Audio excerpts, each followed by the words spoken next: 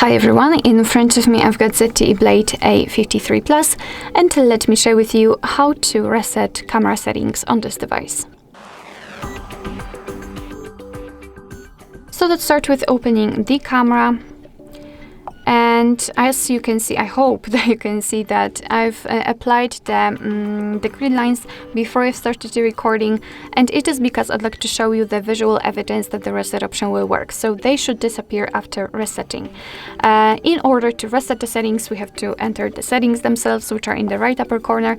And a disclaimer, it does not really matter on which mode you will be. Just enter the settings and then scroll down to the very bottom to tap on Restore Defaults. Let's tap on Done. And as you can see, we just got back to the camera and the grid lines are not visible, which simply means that we just successfully reset all camera settings and customization. Alright, so that will be all. Thank you so much for watching. I hope that this video was helpful, and if it was, please hit the subscribe button and leave the thumbs up.